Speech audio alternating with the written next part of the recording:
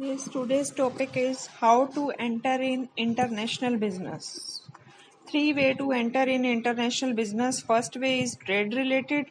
Second way is contractual mode. Third way is investment mode. First one is trade related, export, direct and indirect. Piggybacking, counter trade, pure buyback, barter back trade. First one, explain this. Explain trade related mode. First part, export. Export may be defined as manufacturing the goods in the home country or a third country and shipping them for sales to a country other than the country of a production. जिस country में बनाया जाता है वहाँ use करने की बजाय उसको दूसरे देश में बेच दिया जाता है। ये ट्रेड रिलेटेड मोड है इंटरनेशनल बिजनेस में एंटर करने का। Trade related mode expansion mode है that employs some form of trade to expand business in foreign countries are known as a trade related mode. As a financial need and resources commitment are less, low risk expansion mode highly suitable for simultaneous expansion geographical diverse countries. Trade related modes are adopted in initial phase of internationalization. First one, export, and under export, indirect and direct. Moreover, the low exit cost adds flexibility of winding up business operation in one country and switching over to another expansion mode. सबसे पहले वो start करता है trade related mode से, उसके बाद वो आगे आगे के मेथड्स यूज करता जाता है। However a firm has to substantially depend upon external agencies for international expansion. Export, indirect export, direct export. First one is indirect export. Export through intermediary, जब हम मिडल मैन की हेल्प लेते हैं। Based in its home country, does not take care of export activity known as a indirect export. जब intermediary के through हम export कर रहे हैं वो इनडायरेक्ट है। Direct export without employing any market intermediary, direct हम सेल कर रहे हैं वो डायरेक्ट एक्सपोर्ट हो गया।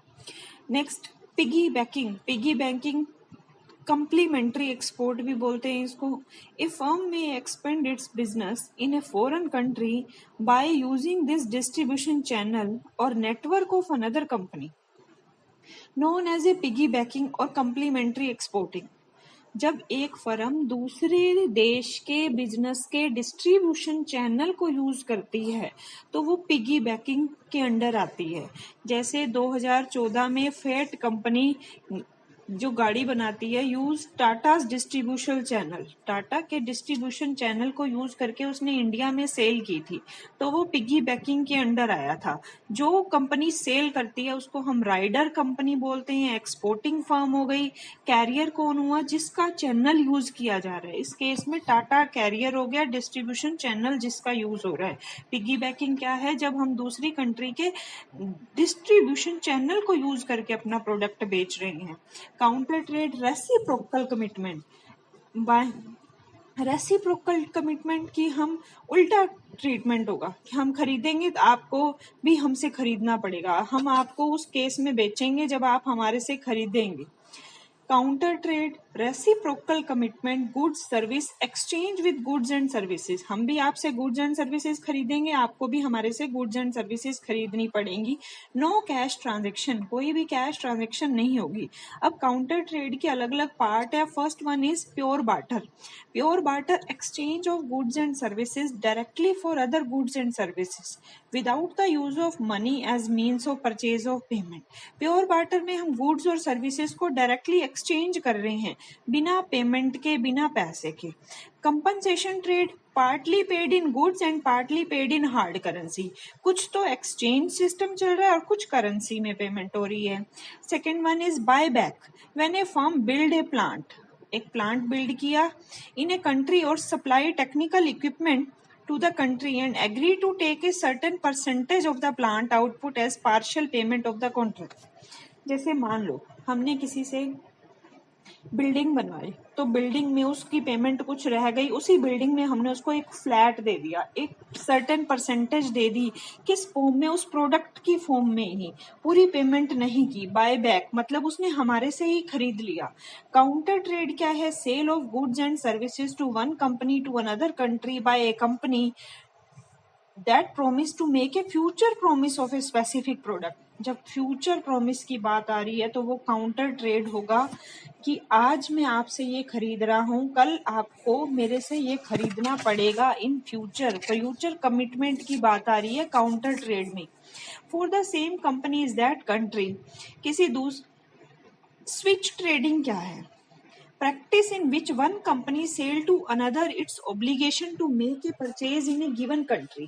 स्विच ट्रेडिंग है किसी दूसरी कंट्री को, जैसे मान लो इंडिया ने कुछ अमेरिका से खरीदना है, काउंटर ट्रेड के अंदर, रेसिप्रोकल कमिटमेंट के अंडर, बट इंडिया उसको खरीदना नहीं चाहती, इंडिया को उसकी जरूरत नहीं है, वो अपने बिहाफ पे चाइना को बोल सकती है कि तुम हमारे बिहाफ पे अमेरिका से खरीद लो।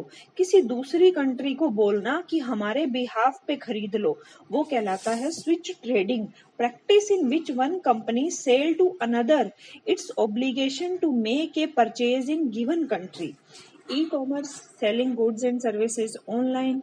हम ट्रेड रिलेटेड मोड कर चुके हैं। ट्रेड रिलेटेड मोड में हमने पढ़ा एक्सपोर्ट ट्रेड, डायरेक्ट और इनडायरेक्ट, पिगी बैकिंग। उसके बाद हमने पढ़ा counter trade, pure barter, counter trade and buy back. और उसके बाद ई कॉमर्स। उसके बाद हमने पढ़ना है कॉन्ट्रेक्चुअल मोड। फर्स्ट मोड हम कंप्लीट कर चुके हैं। ट्रेड रिलेटेड में फर्स्ट था एक्सपोर्ट, एक्सपोर्ट के टू पार्ट्स थे, डायरेक्ट एंड इनडायरेक्ट। सेकंड था पिगी बैकिंग, पिगी बैकिंग दूसरे के डिस्ट्रीब्यूशन चैनल को यूज करना। काउंटर ट्रेड में प्योर बाय बैक और बार्टर बैक ट्रेड। और ई कॉमर्स, हम फर्स्ट ट्रेड रिलेटेड मोड खत्म कर चुके हैं। उसके बाद सेकेंड मोड पे हम चल रहे हैं, contractual mode. Contractual modes are employed to make use of strategic and resources of a foreign-based partner. Company for international business expansion.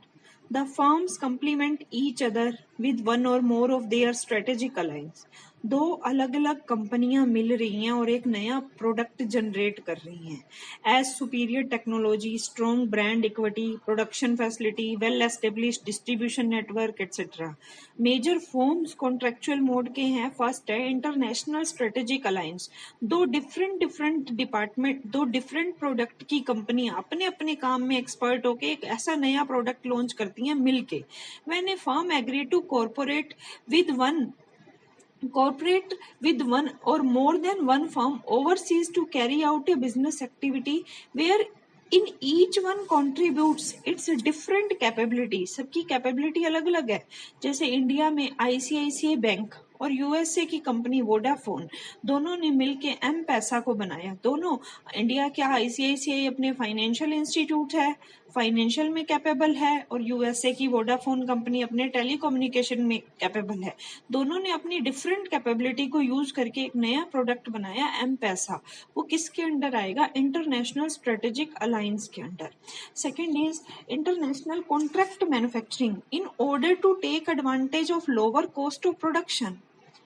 किसी कंट्री में कॉस्ट ऑफ प्रोडक्शन कम है तो हम वहां जाके प्रोडक्शन कर सकते हैं। ए फर्म में सब contract manufacturing in a foreign country, जैसे चाइना में कॉस्ट ऑफ प्रोडक्शन बहुत कम है तो उसमें हम उसका बेनिफिट लेने के लिए वहां पे इंटरनेशनल कॉन्ट्रैक्ट मैन्युफैक्चरिंग कर सकते हैं। कॉन्ट्रेक्चुअल मोड में फर्स्ट पढ़ा हमने इंटरनेशनल स्ट्रेटेजिक अलायंस, दूसरा international contract manufacturing lower cost का बेनिफिट लेने के लिए। थर्ड पढ़ रहे हैं हम इंटरनेशनल मैनेजमेंट कॉन्ट्रैक्ट, जब मैनेजमेंट नो हाउ को सीखने और सिखाने के लिए आपस में कॉन्ट्रैक्ट किया जा रहा है तो वो इंटरनेशनल मैनेजमेंट कॉन्ट्रैक्ट में आएगा। A firm that possess technical skill और management know how can expand overseas by providing its managerial and technical expertise on contractual basis. Fourth one is turnkey project. Turnkey बनाओ और की handover करो और जाओ। Core competency भी बोला जाता है, टेक्निकल कंपिटेंसी भी बोला जाता है। इसमें आता है build, BT, build and transfer. जैसे हमने घर बनवाया, बिल्डर ने बना के हमें चाबी हैंड ओवर कर दी, टर्न की BT. BOT build operate and transfer. जैसे दिल्ली मेट्रो, चाइना और जापान ने हमारी दिल्ली की मेट्रो बनाई, फिर अब वो खुद ही चलाई उन्होंने कुछ सालों तक, फिर इंडिया को हैंड ओवर की। Build operate and transfer. Next third one is build operate and own. Toll plaza इसका एग्जांपल है, खुद ही बनाते हैं, खुद उसको कुछ टाइम तक चलाते हैं। नेक्स्ट है इंटरनेशनल लीजिंग, लीज पे लेना। लीजिंग एसेट लीज पे ली जाती है, एक लेसर होता है और एक लेसी होता है, सेम इंटरनेशनल लीजिंग में चलता है। A firm can expand its business by leasing out new and used equipment to a manufacturing firms in overseas country only used in. Tangible asset को जब लीज पे लिया जाता है उसके लिए ही लीजिंग वर्ड यूज होता है। अगर इनटेंजिएबल एसेट के लिए बात होगी तो वो इंटरनेशनल लाइसेंसिंग के लिए आएगा। टेंजिएबल एसेट के लिए जब लिया जाता है तो वो लीजिंग में आएगा, जब इनटेंजिएबल एसेट के लिए लिया जाता है तो लाइसेंसिंग के अंडर आएगा। International leasing, a firm can expand its business by leasing out new and used equipment to a manufacturing firm to in overseas country only used in tangible asset. International licensing used for intangible asset. जब हम किसी की services खरीदते हैं एक देश से दूसरे देश में, वो लाइसेंसिंग के अंडर आएगा। जब हम एक दूसरे से एसेट ले रहे थे तो वो लीजिंग में आएगा। जब हम एसेट किराए पे ले रहे थे, जब हम सर्विस किराए पे ले रहे हैं तो वो इंटरनेशनल लाइसेंसिंग। जैसे IPR intellectual property right, copyright, CPT copyright, patent, trademark. International licensing में प्रोसेस लाइसेंस हो सकता है जिसके अंदर हम फॉर्मूला लेते हैं, ट्रेड लाइसेंस जिसमें हम फॉर्मूले के साथ नेम भी लेते हैं, क्रॉस लाइसेंस एक के बदले एक देना। In licensing, a firm makes its intangible assets such CPT available to a foreign company for a free term as royalty. For a fee term, जो उसके बदले में फी मिलेगी उसको क्या कहा जाता है? Royalty. Next one is international franchising. हम फ्रेंचाइजी दे के भी अपने इंटरनेशनल में बिजनेस को एक्सपेंड कर सकते हैं। Extended form of licensing, process plus name plus how to operate. International franchising के अंदर आता है, एग्जाम्पल है मैकडी एंड KFC।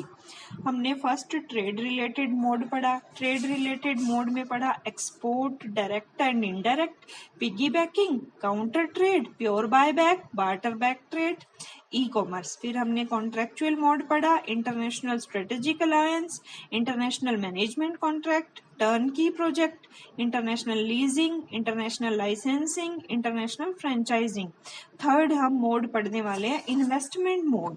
हम एक कंट्री से दूसरी कंट्री में इन्वेस्ट करके भी अपने बिजनेस को एक्सपेंड कर सकते हैं, एक्सटेंड कर सकते हैं। If a country is found to be attractive enough to justify a firm's long-term commitment, investment mode of expansion are employed. जब एक कंट्री हमें लॉन्ग टर्म बेनिफिट दिखा रही है, हमें अट्रैक्ट कर रही है, तो हमें इन्वेस्टमेंट मोड को यूज करना चाहिए उस कंट्री में एंट्री के लिए। फर्स्ट है ओवरसीज असेंबली और मिक्सिंग। कुछ प्रोडक्ट ऐसे होते हैं जो एक दूसरी कंट्री में बैन होते हैं, तो हमें उनको नॉक डाउन करके, तोड़ के, टुकड़े करके ले जाने चाहिए, पार्ट्स ले जाने चाहिए और वहां जाके असेंबल करके, इकट्ठे करके उसको बेचना चाहिए। In order to respond to import restriction, high tariff and freight charges, assembling operation overseas adopted to expand business. In international assembly, manufacturer export components, part और machinery is completely knock down conditions and assembly these parts at a site in a foreign country. Second one is joint venture. International joint venture, after equity investment opportunity in foreign countries with sharing resources with risk and partners firm.